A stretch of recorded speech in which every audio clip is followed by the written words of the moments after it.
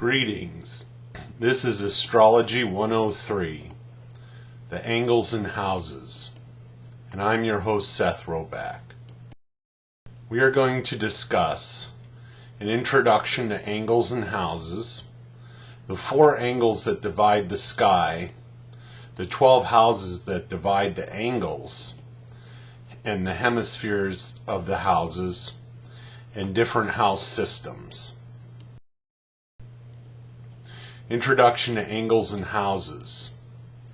Angles and houses demonstrate the concept of as above, so below.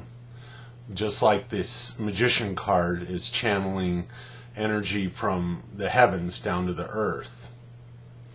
They show how the cosmic lights above apply to your day-to-day life below on earth. A complete birth chart is what you see here, is a snapshot in time showing the view of the sky from your birthplace using a system of angles and houses. Time of birth. Most people are aware of their birthday and birthplace, but many do not know their time of birth. The best source for your birth time is on your birth certificate. You can contact your county birth records to get a printout. It is important to get as precise a birth time as possible because the earth rotates very quickly, shifting the position of the lights in the sky. Mothers' accounts are often inaccurate because of, obviously, all the work they had to do, and if they were on any medication, that will affect your memory. You can do an astrology reading without a birth time, angles, and houses, but it is significantly less specific. Let's talk about the angles. Here is a view of the Earth looking down from space onto the Arctic Circle. Surrounding the Earth is the sky, where, looking up you see the sun, the moon, the planets, and zodiac constellations. To the east is the Ascendant. To the west is the Descendant. Now, what is the Ascendant and Descendant? Ascendant is where it looks like planets and the sun and everything rises, and the Descendant looks like where it sets. So when you look to the east, it's always where the moon or the sun or planets or stars look like they're rising above. Above is the midheaven. Below is called the Imum Coeli, or also Nadir is another term. From the earth, it seems the sun, moon, planets, and zodiac constellations circle the earth. So this is what it seems like being standing on the planet, and what everybody else thought until Galileo proved otherwise. But in reality, it is the earth that is rotating. So this is what's really happening. This is why it keeps changing so quickly, because the earth spins much faster. Let's talk about the Ascendant. Morning begins when the sun crosses the Ascendant and becomes the sunrise. The Ascendant signifies a person's early childhood environment. It also signifies one's appearance, attitude, and day-to-day behavior. Sun on the Ascendant would make someone very charismatic. I don't know if Elvis has Sun on the Ascendant, but if there's anybody who would, I would think he would. Capricorn on the Ascendant might make them solemn. So this is interesting. He has, in this example, I have Sun on the Ascendant, but it's also pointing to Capricorn, which is ruled by Saturn, which is more downplayed. So I thought of this picture of Giacometti. He's kind of a expressive guy, but also sort of sullen. So a combination of those factors. The midheaven, or otherwise known as the medium Coeli, The midheaven line points directly above you. So it is noon when the sun crosses over the midheaven. Midheaven conjuncts the sun in Capricorn in this example, and this would create a leader of high social standing, because that's what the midheaven represents, is your social status and position. And sun there means you have a very high profile position, like the emperor. The descendant. When the sun crosses the descendant, it is a sunset. It's all about relationships and subconscious desires. There's something very romantic about sunsets. Well, it's no accident that it's the beginning of the 7th house of relationships. Sun conjunct descendant in Capricorn in this example may spell out a tragic romance.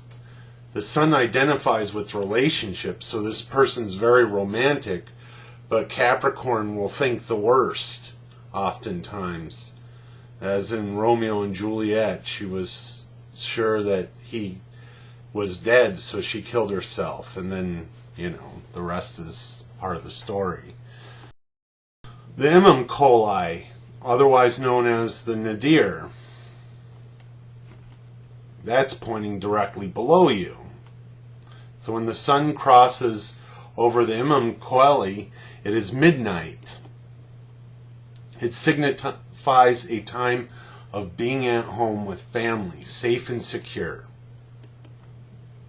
Sun conjunct the Imum Coeli in Capricorn is someone who takes great pride in their home and family, because again Saturn has to do with social status and respectability, as in the TV show Downton Abbey. They're very proud of their family. The houses. Let's talk about the houses. So we're aware of the angles now, which I have drawn here behind the earth, or up to the earth. Between each of the angles divides the sky into 3 houses. Starting from the ascendant, counterclockwise, number the houses from 1 to 12. Then you can add the zodiac and then populate with sun, moon, and planets. So that's a conceptual drawing of what the sky looked like right when you were born. So this is what you'll see in a birth chart, with probably a little less graphics, so there's more space to put, more information. Observe how the zodiac signs and planets rotate through the houses. So, this is what it looks like as the earth rotates.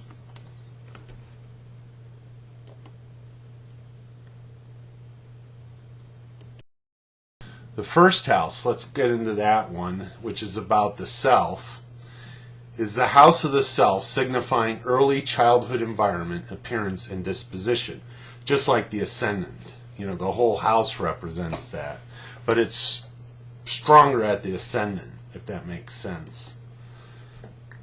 So this guy has well, it's me, I tried to put my chart up here. So I have Sagittarius in the first house, that makes me worldly and contemplative. The ruler of Sagittarius, Jupiter, is in the 12th house of the subconscious. So what I did here was you see the line where the ascendant points, that's within the sign of Sagittarius that is ruled by Jupiter. So then I look for the house where Jupiter occupies, and it's in the 12th house. So what this does is that my identity is very much tied in with the 12th house of the subconscious. Neptune conjunct the ascendant, Neptune that rules Pisces, that is associated with the 12th house, makes me even dreamier, like this fool here who's about to step over the cliff. The second house is about possessions. It is the house of wealth, signifying earnings, possessions, and luxuries. So in this example, in my chart, we look at the beginning of the second house and what sign that points to, and it's in Capricorn. So Capricorn's second house makes money a bit tight with the wandering Sagittarius spirit. So when you're a sojourner, when you're moving around, you have to travel lightly. So your possessions are going to be just the essentials. And that kind of fits Capricorn. That's, the goat that can go many days without food or water. So the ruler of Capricorn, Saturn, is conjunct the seventh house of relationship. So you look over to the right, you'll see Saturn there. This makes money an issue in terms of securing a relationship. I associate money and social status to relationship. So this is kind of a depressing card we're looking at, but really if you think about it, it's about a relationship that can last through thick and thin. One that's built to last, an enduring relationship. And that's what Saturn's all about. It's about looking at what's reality. So these two are together even though they're, struggling. Which at some point as we get older, we all will struggle. Or at least most of us will. The third house is about siblings and communication. As I say again. And the Aquarius third house makes communications innovative. I have also, being the house of siblings, and Aquarius is kind of an eccentric sign, I have 3 half-brothers who I rarely see. So wherever Uranus or Aquarius gets involved in any of your, parts of your chart that represent a family member, it means you're going to have kind of a detached relationship to them. So, my family dynamic is kind of mixed up in that way.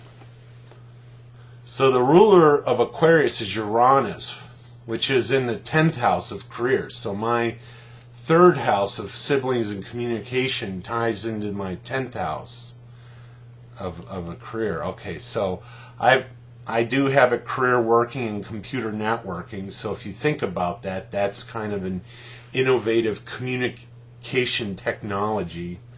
So you can see that connection there. Uranus also is astrology, representing my career as well, which is, what I'm trying to promote now.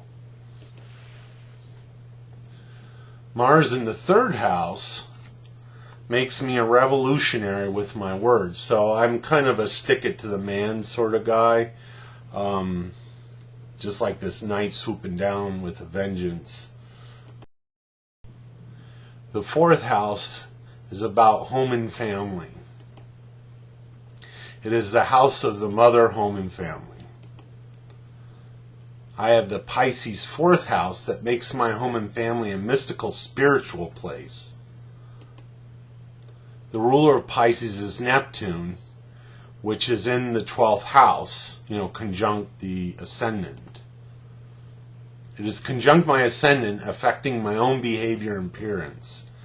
So I don't know if I come across as striking as Aleister Crowley here, but you get the idea. Neptune also gives me kind of a spaced out, sleepy look. So this is a typical look that I have, and I kind of consider it Neptunian. A little rougher, a little fuzzy around the edges. The fifth house. The fifth house is the house of the children, fun, and creativity. Just like the Sun card. Aries in the fifth house makes my children in creative pursuits very feisty. Aries is being a combative sign. The ruler of Aries is Mars, which is in the third house of siblings and language, or communications. So Mars ruling Aries is another kind of warring element there. But I have 2 Scorpio children who are half-siblings to each other. So again, there comes that whole unusual sibling situation that seems to be a dominant theme in my chart. So I have a daughter who's almost 21 and a 2.5-year-old son, so there's quite a spread there. Let's talk about the 6th house. The 6th house is the house of health and service.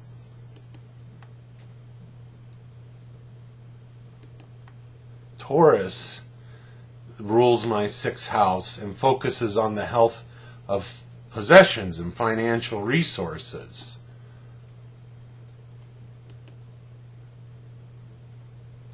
The ruler of Taurus is Venus, which is in the 7th house of relationship. Saturn is in the 6th house, conjunct the Descendant, which ties my ambitions to love, health, and prosperity.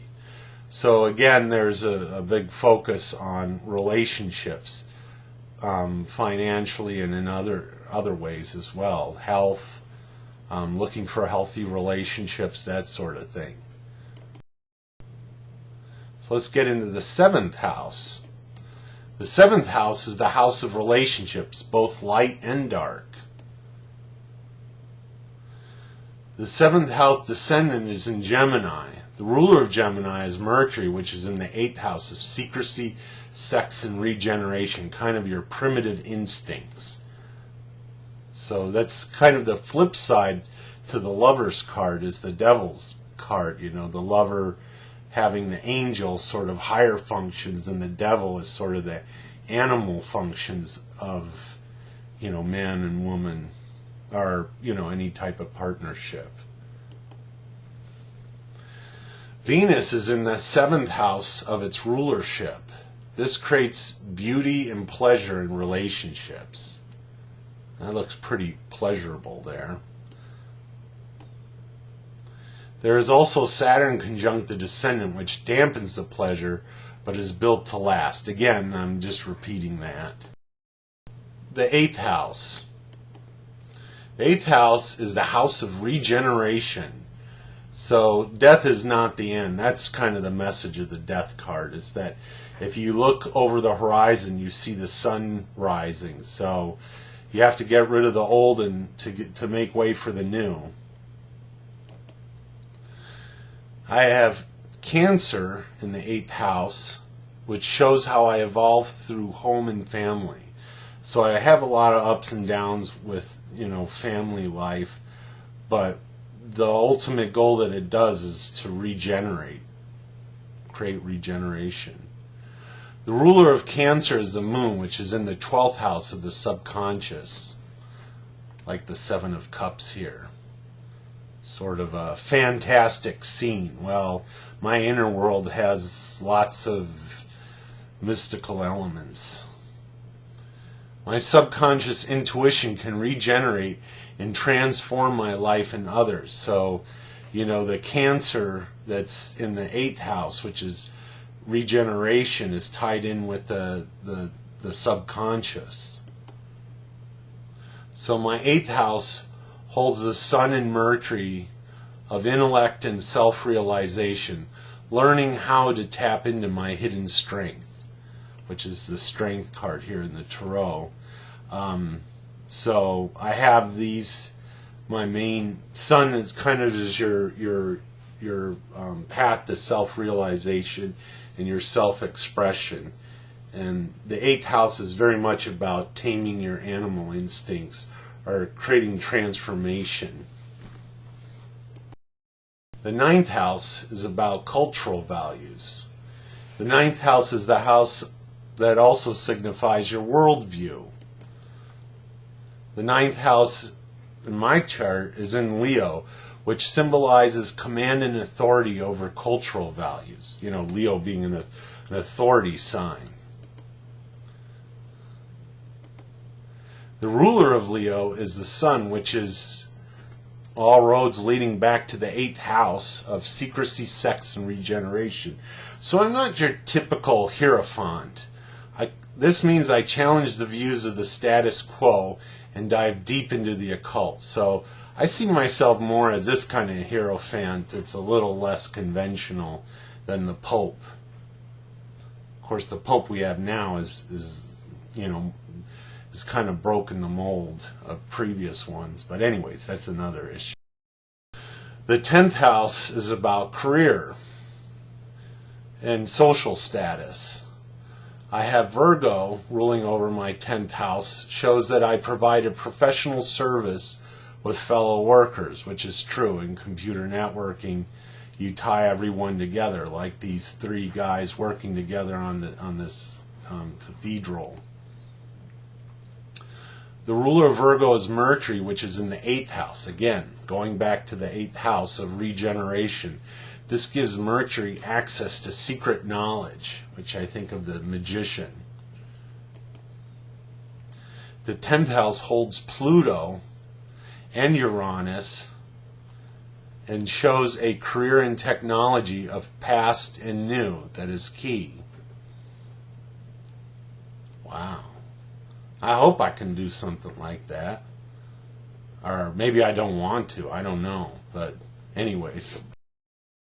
The 11th house is about friends.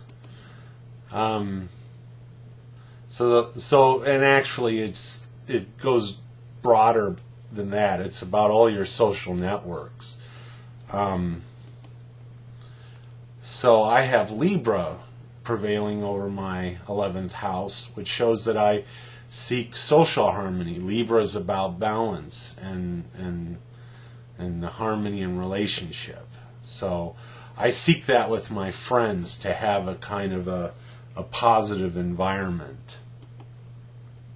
The ruler of Libra is Venus, which occupies the 7th house. Again, tying into relationship. So I want everyone to be happy, to feel good. The 12th house is the subconscious, the last house.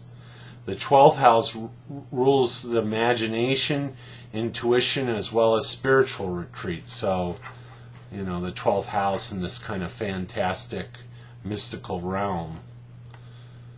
I have Scorpio in the 12th house ruling over, that makes it so I can spiritually regenerate myself. So again, that ties the 8th house Scorpio to the 12th house. So it's this kind of resurrection that happens on a spiritual level.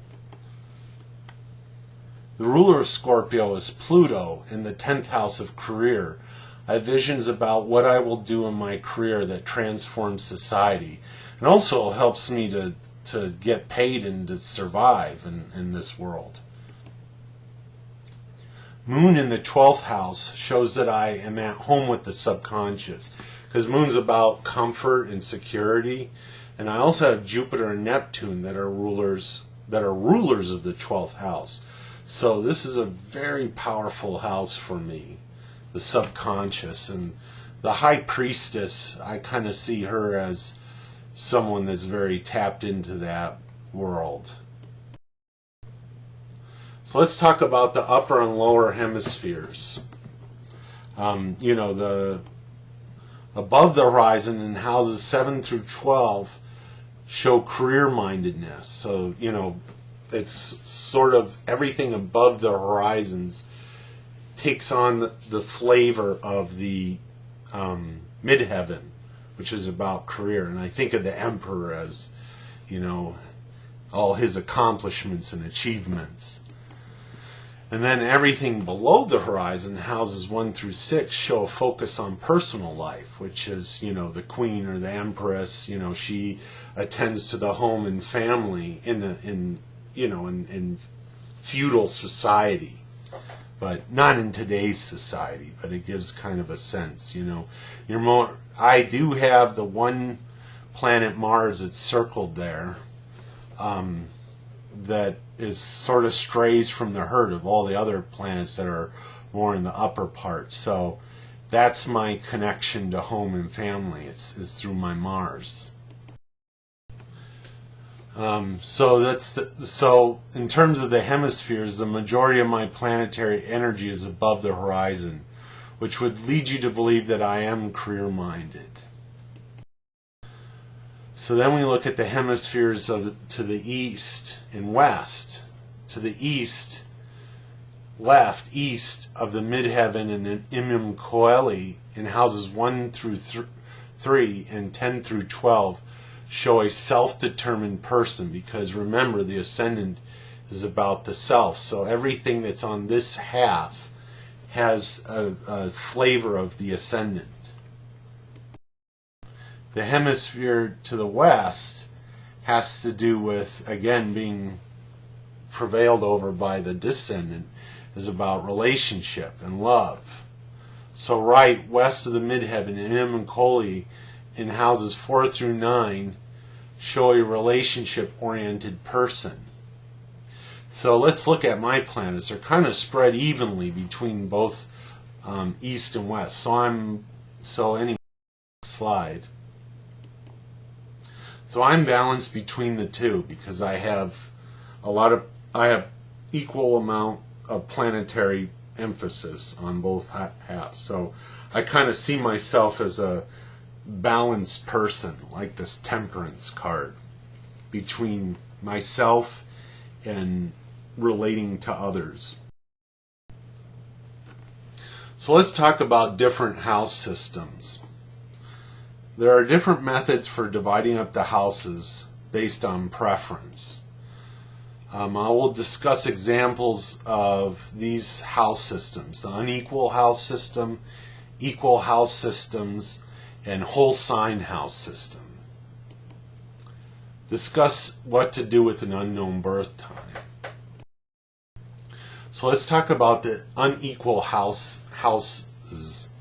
I just took a chart from someone I know in Finland, because you can really see the inequality of the houses in a high northern latitude like that country. So there are different house systems for dividing up the 4 angles into 12 houses. The Placidus and Cote are popular house systems that expand and shrink the farther north or south in latitude. The zodiac constellations are always consistent. They never shrink in size. They're always 30 degrees in size.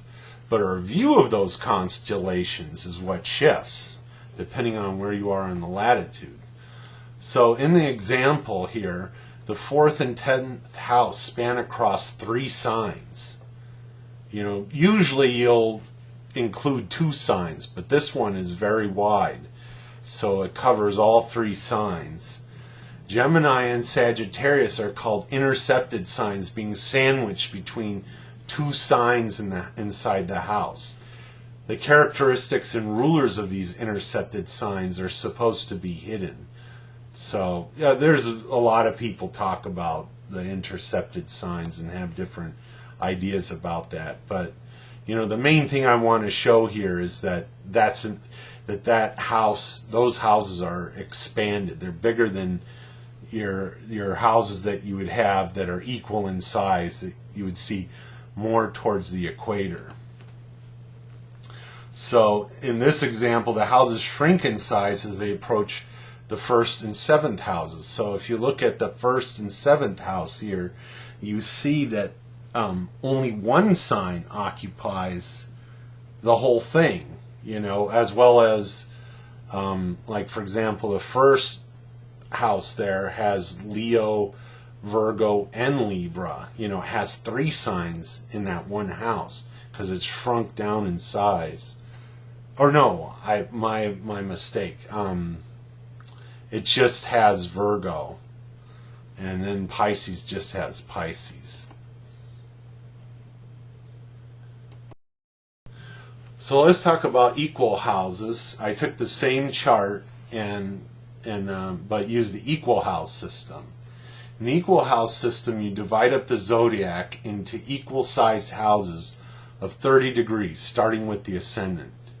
So the way that this house system works is the only calculation you need is where the ascendant is located.